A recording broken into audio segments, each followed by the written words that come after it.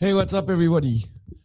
Um, Welcome to the. This is okay. So this is supposed to be a Thursday evening thing that happens at 8 o'clock, but we're doing it early because obviously we want to avoid load shedding and all of that nonsense. And today we've got Theo C. Welcome, Theo. Thanks for agreeing to participate. How's it, everyone? Thanks for having me. Cool. So yeah, Theo very kindly agreed to be our guest for the Thursday live discussion, which is definitely going to be an interesting one, without a doubt.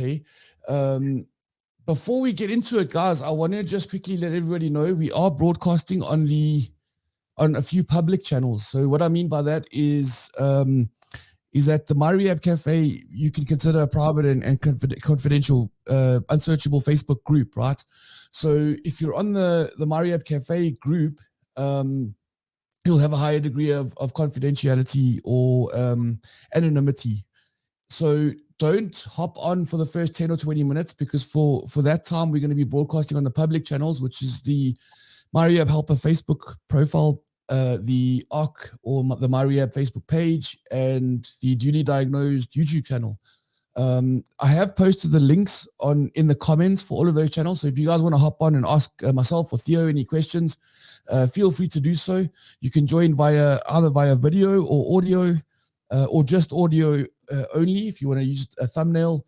And alternatively, what you can do is you can post a comment, and that should come up on my screen, and I can bring it up. And if you've got a question, myself or Theo can look at answering that. So with all of that as formalities aside, Theo, thanks very much again. Hey, I really appreciate it. You're welcome. It's a privilege. Cool. So I don't know you very well. I've heard a lot about you via Megan, who's obviously she's your wife. And she's had a lot of good things to say about you, which is so. Yeah, for sure. Cool. Okay, so I think, yeah, like I said just before we started, we're gonna wing it. So guys, everybody watching out there, we haven't prepared anything. This is like just happening live. And I think I'm gonna lead with the question that I asked you before we started. Megan mentioned that you studied theology to whatever degree or extent. Do you want to tell us a bit about that, Theo? Yeah. So, I mean, before I can jump straight into that question or that answer, I'd have to just give just a quick brief background as to where I'm coming from and what led me to look at theology or the study thereof. So, I mean, coming from having struggled with addiction and all sorts of trauma-related issues in my past, my addiction probably carried on for over 15 years or so, and there was many aspects in my addiction that was anti-God. I think I was anti-God, anti higher power for a long time, and I was convinced that I could find a sense of joy and peace and happiness, from my trauma, from my pain, from my past, and to cut a long story short, it reached a point, at the end of the 15 years where all of those things had kind of, not brought me to a place of joy or peace or happiness. And I was right at the end of at the end of the line, and got to a point where I had to look at, has everything that I had been believing, has that brought me to a place where I'm at peace, where I have joy, where I have an abundance to give? And I had to look and be honest with myself and say no. And what was the one thing that I had been anti and avoiding? And that was God. That was the question of God. That was the one thing. I tried everything. Everything. corporate chasing riches, climbing the corporate ladder, you name it. I've tried everything, and it brought me, boom, into this place of being completely lost and broken and stuck and afraid. Which then, it's almost like the one thing that I hadn't tried was this God thing, and I made a decision, Ryan. I made a decision. I could either go back and try and make those previous things work, and try and extract the joy and the peace and the contentment that I'm looking for, maybe give it another shot. But I think after 15 years, you get to a point where you go, something's not working for me, and I'm just talking for me personally, something that's not working for me. So if I'm going to do this God thing, I'm a person of extremes. So I'm going to approach this God thing like I would imagine a rocket scientist would approach, or quantum physics, or I'm going to approach this thing like a practitioner would approach their profession. Okay. I'm going to approach it with that intensity. Because I had some serious questions that needed to be answered, Sure. and when I say extreme, I'm talking about like extreme discipline. I dove into what was at that time available to me, a Bible, and I read the Bible cover to cover probably close to 7 times, trying to familiarize myself with that. And please stop me and jump in anytime if you have any questions. No, go ahead. That's, you're telling a so from a very skeptical, analytical background, like I've been conditioned to believe, everything that I can touch, taste, smell, see, and hear. I mean, that's it. Unless I can touch, taste, smell, see, and hear it, it's not true. And then everything that I read in the Bible was about this thing called faith. Which is like touch, taste, smell, see, and hear. And then number 6 is actually faith. So I'm like, are you telling me we have a 6th sense? Sure. Sense. I'm like, okay, I'm open to that. I'm still doing this journey from a place of skepticism and from a place of, I need some serious answers, some serious questions answered. But open to it, because if I look back, there's just there's basically just death and destruction and pain and trauma, and I don't want to go back to that. So let me press on. Okay. And what I discovered is that there was this concept called faith, and they were talking about love, and they were talking about a plan and a purpose and an identity and a destiny and a purpose. And the more I kind of looked at it from a practical point of view, Ryan, just from a pragmatic point of view, it started to become apparent to me that faith, identity, destiny, purpose, are the things that have been eluding me through the things I had been kind of the pseudo soothers that I had been indulging in, had not brought me any of that. Okay. So under the belief that those things would bring me peace and joy and happiness, yes, maybe for a moment it gave me that. But then, I wake up on Monday morning and I don't know where my car is, and I don't know where my wallet is, and I don't even know where I left my keys, like I've got no money in my account. So it didn't lead me to a place of fulfillment. And so these concepts started to become apparent to me, that identity, destiny, purpose, which sent me on this deep rabbit hole journey of self-discovery. And the more I surrendered, to this concept and to these things, the more, the easier it was for me to wake up. I can't explain it, Ryan. It was just easier for me to just get up. And now I'm sitting in a rehab. I've been there 2 years, and this is a hard labor rehab. I'm not going to mention any names, but a hard labor rehab, and it was hard. It was tough. Yeah.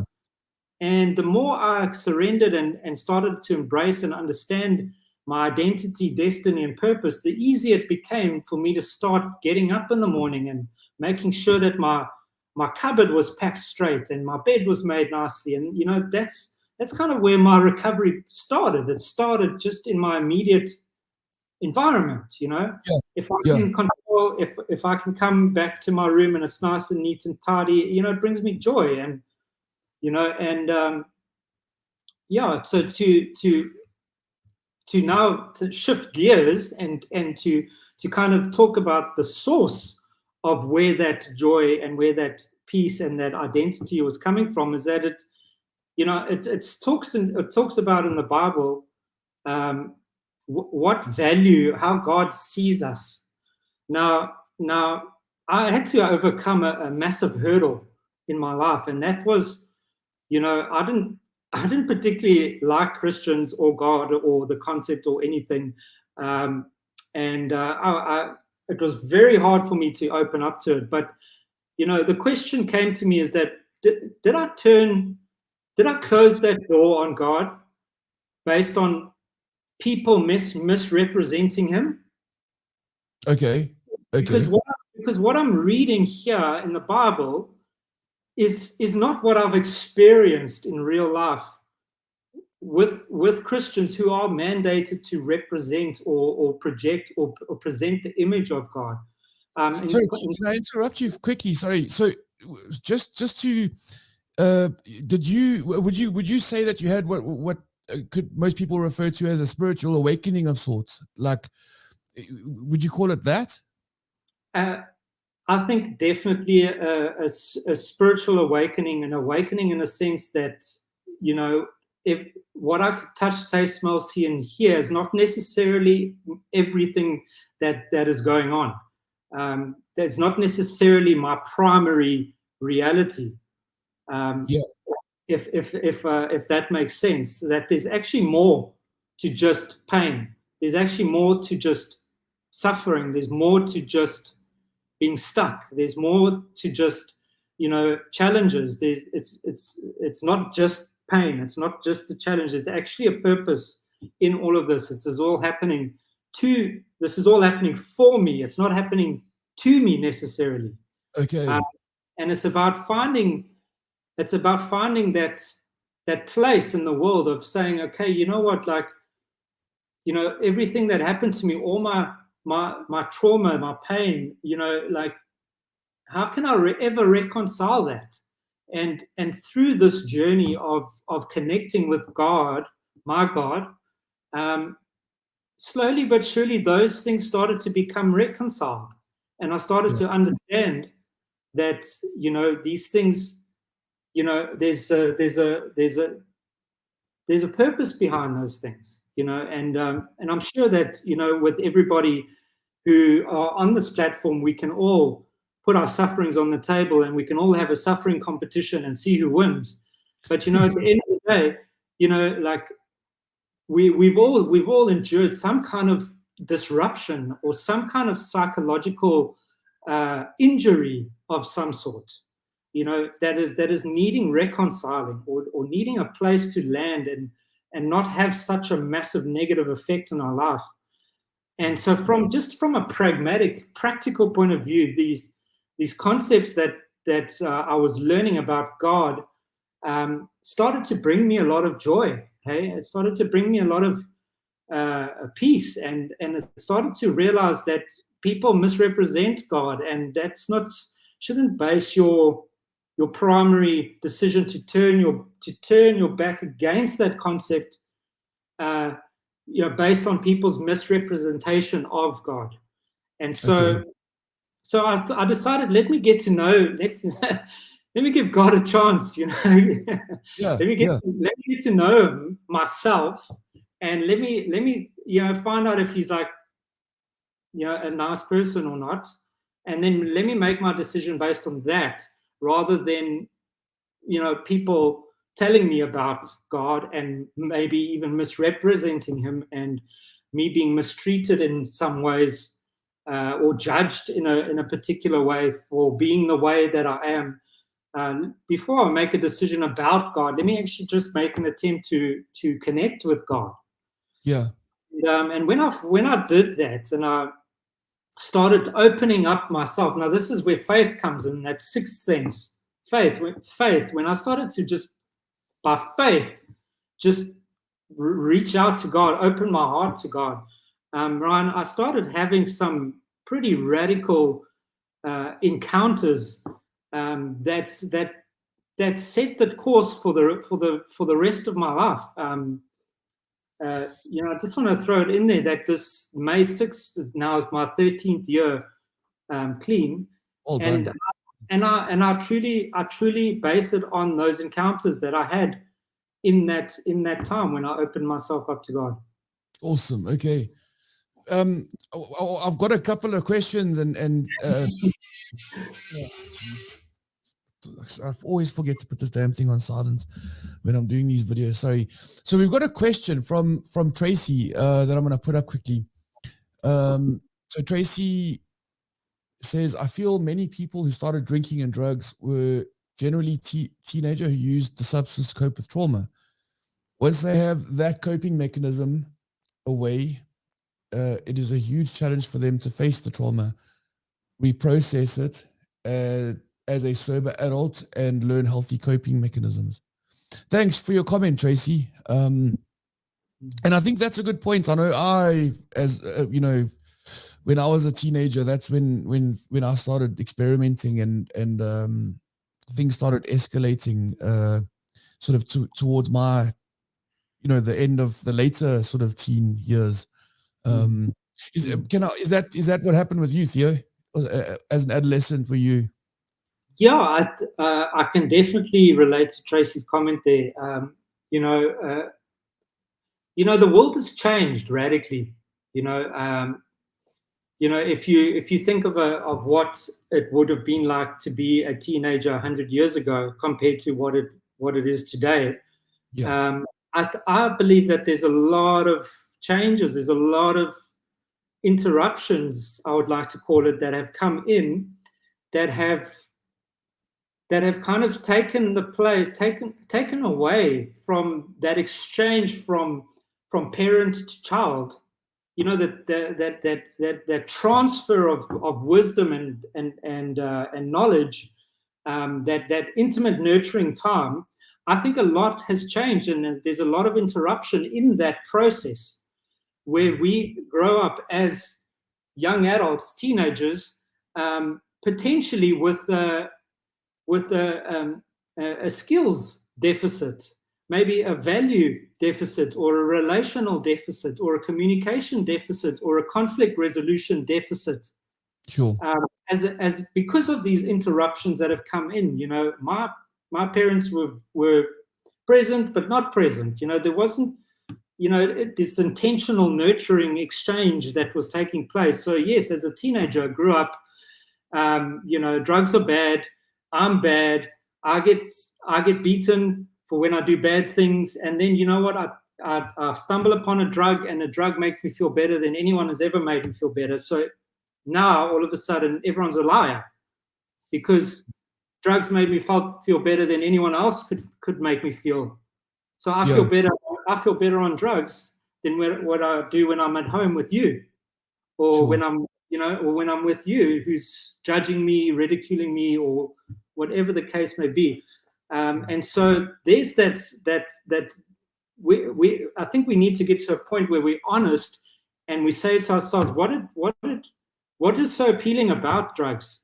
What draws us into substance abuse, and there's an actual function to that is very appealing to people that may have grown up with having many interruptions in their lives. And now all of a sudden there's this thing that can just instantly make you change your mood, make you feel better, whatever it does for you. We need to identify, what is it doing for you? Because ultimately I think it served a purpose. But obviously, Ryan, we know that purpose, that mechanism is not sustainable. No. It's just not sustainable. But but there is still there is still a value proposition in it, that it was a coping mechanism, it was an escape, it was giving us a sense of belonging, it gives us a sense of feeling loved, and gives us a sense of identity, destiny, and purpose. Yeah. But we know that those are pseudo soothers. Yeah. Those are synthetic soothers. And as we know that, you can't take a synthetic and use a synthetic to deal with an emotional need. No.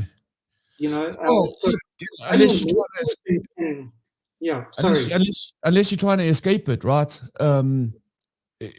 So I was going to say, when I was thinking while you were talking, I think one of the primary reasons that I used drugs and alcohol was to escape responsibility in the here and now. Yeah, if that makes sense. So yeah, there is some temporary relief, but again, like you've said, the problem is tomorrow we wake up and all the problems are still there, and it's all the same. Another when I was a youngster, another reason that I used it was because it was the only way I really knew how to socialize, to be honest. That was just another thing. And that sort of turned into me thinking that everybody drank all the time and used, or and the few that didn't were just losers. You know what I mean? Like that's like I genuinely believed that. So yeah, that I mean, I'm sure you relate to that. That's definitely. So Ryan, I bring it back to that that parent-child intentional nurturing, where there's a concept called first reference. Okay. Your first reference of socializing, or your first reference of engaging others, or your first reference of maybe how to deal with a low self-esteem, I believe should be an exchange from our ancestors, or it should be wisdom passed down from generation to generation. Sure. And due to whatever interruptions may have come in, I completely relate to what you're saying in terms of being able to socialize, because I didn't know how to without drugs. Sure. I was never taught a different way. Yeah. I just felt, left out. I just felt isolated. I've just had a low self-esteem, and I had no tools or skills downloaded into me on how to deal with that sober.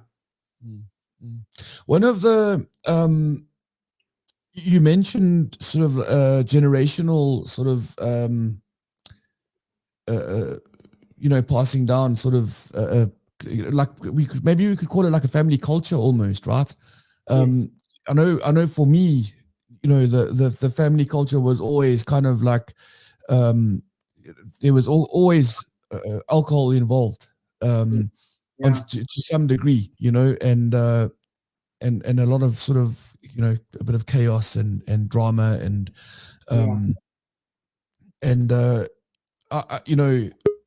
it's definitely something that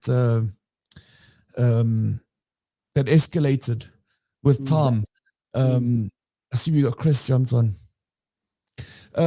So do you want to go back to, you were talking about the spiritual experience that you had.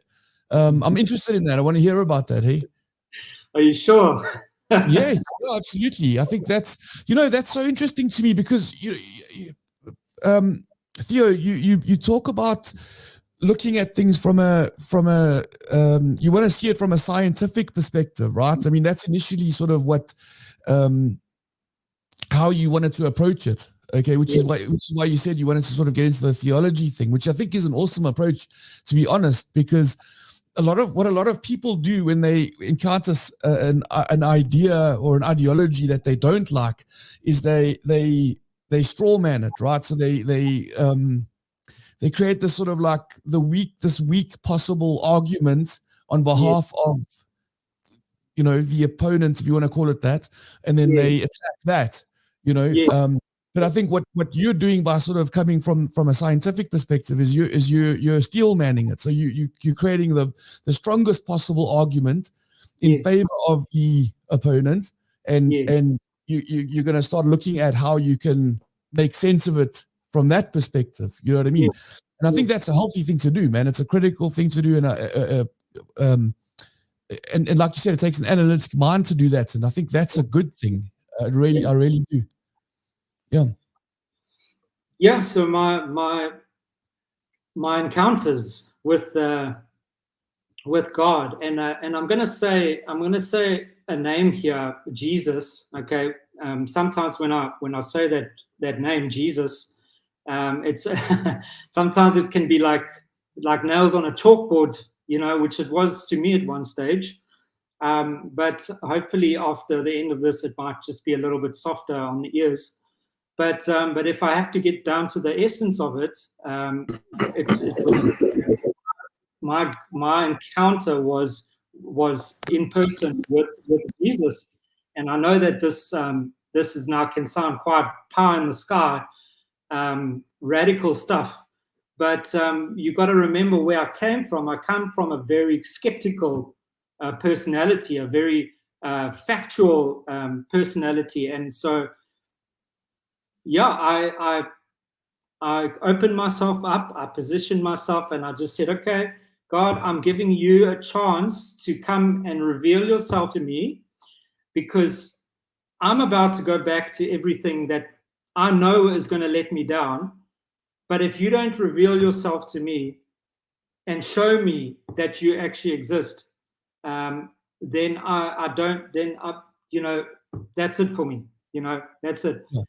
I was genuine. It was a real genuine, like I'm gonna give you a chance. I'm gonna totally open myself up to you, and I did that through prayer or meditation or whatever you want to call it. I just mindfulness, just closed my eyes, just kind of opened my soul up to receive, and I just started to just invite God Jesus into my life. And now, remember, I've been reading about this man Jesus, and I was actually quite impressed and quite blown away by the character that this person possessed, and it goes on to say that this person is actually like full on alive, and is actually like a spirit, and the spirit is called the Holy Spirit. And if you invite the Holy Spirit into your life, you can actually have an exchange with that Holy Spirit. And I was like, okay, well, the only way to know is to just, just give it a try, and like, I just felt quite sheepish, but I just closed my eyes and I just like opened my hands with a receiving posture. And I just welcomed an encounter with the Holy Spirit. And that's when the encounter happened. And I was taken in a vision. I saw a picture of everything that had happened to me in my past. I don't know if maybe even some of you even know my story, but my dad was gunned down in front of me in an armed robbery in 1994, and then the year after that, I was burnt in a freak gas bottle explosion, where I was burnt 93% of my body. I spent almost a year in hospital.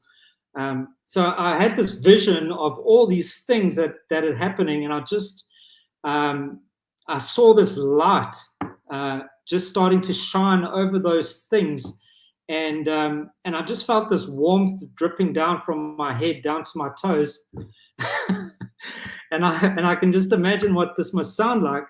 But remember, I'm coming from a place of real skepticism and just brokenness, and just okay, I really just need a savior. I just need to be saved from this dark place that I'm in. And I invited a savior into my life, and I truly believe in that encounter, which was so tangible, Ryan. It was so real to me. It's so difficult virtually to kind of to put it into words what happened. But all I can bring it down to is I had a true, authentic, relational exchange with the Holy Spirit that changed the course of the rest of my life.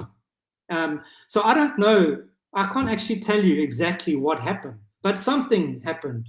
Something happened that set me on a path. And I started having a reoccurring exchanges like this, day after day after day after day, for the next 2 years, 3 years, and the next, right up to this day. But within those exchanges, I started, by faith, I started to feel this identity, and I started to feel valued, and I started to feel confident, and I started to feel God's love penetrate these dark places in my heart. And you got to understand, if you saw me 14 years ago, Ryan, you saw me today, I wouldn't even have to explain this to you. You would just be like, that's a miracle. Straight. Sure. That's a miracle. This guy was a write-off. And you know what? I had agoraphobia. I had self-love deficiency. I had severe trauma. I had all of these, fear of public, I had social deficits. I had all of these things when I went into rehab. I brought all of those things in, and through these encounters, those traumas and those deficits, I slowly started to receive reconciliation and understanding and answers to some of my questions that I had as to why did those bad things happen. I think that's a big one, right? That we ask, that we kind of blame God for all the bad that happens in this world, sure. And like you say, we kind of solicit support with one another towards this entity that's creating all these bad things, and then we can almost create a subsect or a subcult against. That's another discussion for another time. But yeah, I think. Listen, the traumas that you just mentioned, Theo. I think that I just want to say that my heart goes out to you. Like I felt myself sort of like I got emotional when you started talking about those things, man. Like it's I think those are probably some of the most tragic things that could possibly happen to a person. The things that you witnessed, and I'm glad that whether I agree with your ideology or your philosophy or whatever you want to call it, yes. I'm glad that you found a way, man. That's important to me. So. And Ryan, you invited me onto this platform, and I owe it to you and everybody that is sitting in that position where I was in 2010. To just be real, and just to be real, and just bring it to the table. There's no sugarcoating. These things that happen to us in life, and that does interrupt. What I believe, is should be a natural exchange of love and a transfer of wisdom and knowledge and nurturing and connection. I truly believe that substances is one of the biggest threats to relational connection that we face in this world today. Yeah, I was reading a statistic just now. 50% of all deaths in the States are overdose related. So.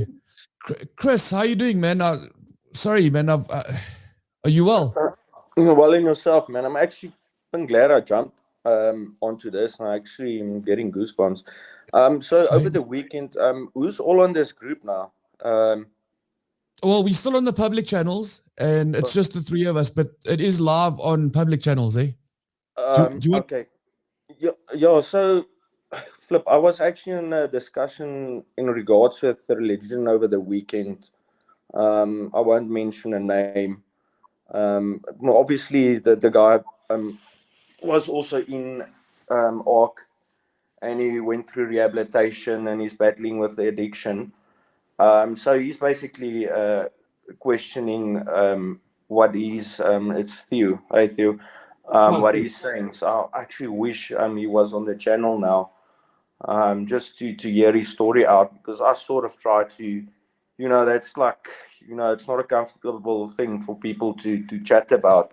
But yeah, I'm a believer, and I've also gone through things where I lost that connection, but it's definitely back after going into ARC.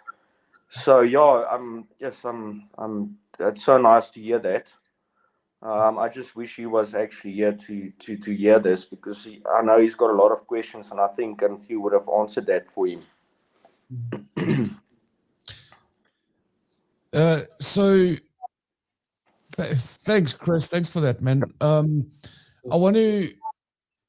So I'm a raging atheist, right? Okay. Yeah. When I say raging atheist, that doesn't mean that I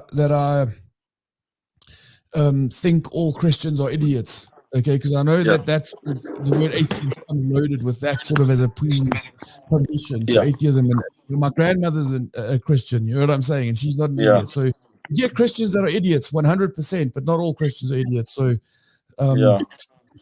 So I mean, look, I've always had questions when it comes to Christianity, and I've asked all sorts of questions, and I've been in dark places myself. I've been very nihilistic. And I don't know if you ever see those memes where there's like, if you ever stress about your problems or whatever, and just think about this, and it's like zoomed out, and there's the universe, and it's like you are here, and it's like just trying to, from that macro perspective, you kind of almost feel insignificant. Do you know what I mean? But so you mentioned things like purpose and purpose in particular. I struggle with that because look, I want to be a good dad. I want to be a good husband. I want to be a good person. I want to be a good person to my community. I want to sort of, all of those kinds of things. So like you were saying, Theo, from a pragmatic sort of point of view, I want to be, there's those kind of purposes, right? But in terms of like a greater purpose that God may have put out there for me, I don't know. I really struggle with the concept of that. I really do. And I've always sort of thought of, if there was a God that he was responsible as much for the suffering in the world as he is for the good stuff in the world, right? I mean, he made it all, okay? And I watch a lot of Jordan Peterson stuff, right? And there's something that he says which is quite interesting. He's like, he said, so God may have included the potential for he may have included the potential for suffering in the world, okay? And maybe a world with the potential for suffering is a better world than it would have been should there not be the potential for suffering. So which is a really deep thought to like think about. I struggle with all those things, and I probably will for the rest of my life, to be very honest with you. There wasn't any kind of particular trauma that I experienced relative to Christianity or anything like that. I just think it doesn't make sense to me, and I've struggled with it. So yeah. Ron, so if I can just jump in here. So when I get into those places of trying to answer the question of purpose, it is quite an umbrella statement, or suitcase statement. What we want to do is we want to open that suitcase and have a look inside. What when we throw out this big word, the P word, purpose. What is that? What does that actually what does that mean for me today, here, in this day, in this thing that, or in this place that I'm in? And you know what? I think it.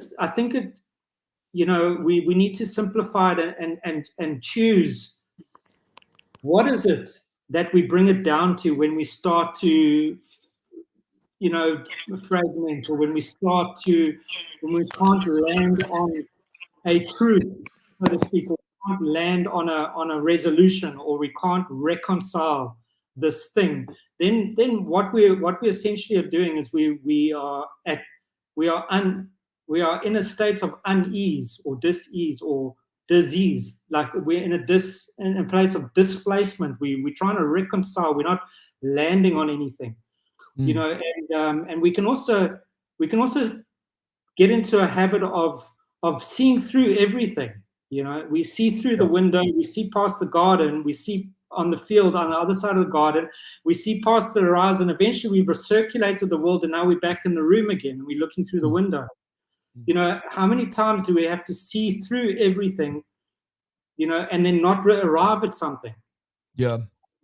So that's the same as not seeing, you know. And I think, are you saying like you can't see the wood from the trees or the trees from the forest, kind of thing?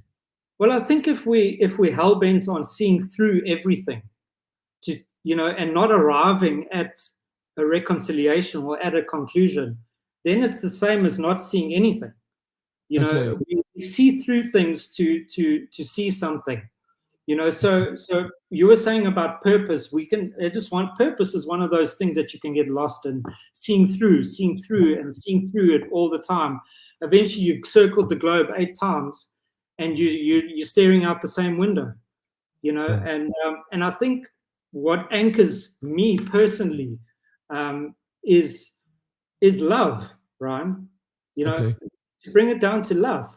You know, it's to reconcile it down to love. Like, what is the purpose for me today? You know, and I think it's to love, and it's not just to love people, it's to love myself as well. And I'm not talking about vain love. I'm talking about self-care, self-love. You know, Ryan, loving yourself is inadvertently loving your family or your child. You know, taking care of yourself is also loving others. You know, love transcends just loving on others. You know, I think it starts from within. And you know what? That's a great place to start if you're looking for a purpose. You know, to really dig your teeth into finding out how to love yourself better. And actually, that's it. Just start there. You know, self-love.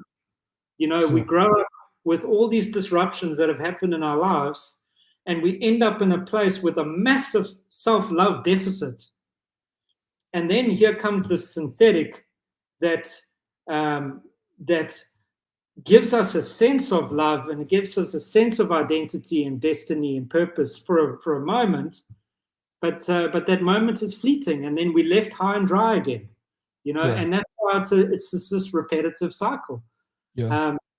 But when we look and we think, okay, you know, if we look 100 years ago, you know, when we're talking about love and nurturing, you know, I truly think that people were happier, you know, and love was more sincere, and there was a real relational exchange that was taking place, and there were less of these interruptions, and we were more whole beings back then, you know, more synchronized with nature, more synchronized with one another, coming together in community. I mean, we do it virtually now, but back then it was around a fire. We sit together. How are you doing? No, how are you doing? Oh yeah, I'm struggling with this. Okay, let me help you out with that. And how do I get past this? Okay, well, this worked for me. And there was this relational community exchange. That's not this pop psychology new concept. It's an ancient concept, this connection with people. And it's through that connection that love can exchange. And we can feel nurtured. And identified and understood and heard, you know, and I think that that's lacking to a great extent in this day and age that we live in. Is, you know, I think the greatest desire of anybody's heart is to feel loved and nurtured. Theo, I want to start asking you some tough questions, man. But what I'm going to do is I'm going to switch over to the private group before we do that, if that's okay. So if anybody's interested in joining the Mariab Cafe, please go to www.mariab.com or mariabcafe.co.za or mariabcafe.com. Yeah, you'll be able to find out more about how to join the Mariab Cafe. It's a really cool group, and when the conversations start getting interesting, that's when I switch over to the group. So you better join up, guys. It's important. That's where the action happens, okay? So if you'll give me a minute, Theo, I'm just going to switch over quick. Okay. I'm not going to play a video. I'm just going to put up a thumbnail. There we go. Give me 1 minute. Cool.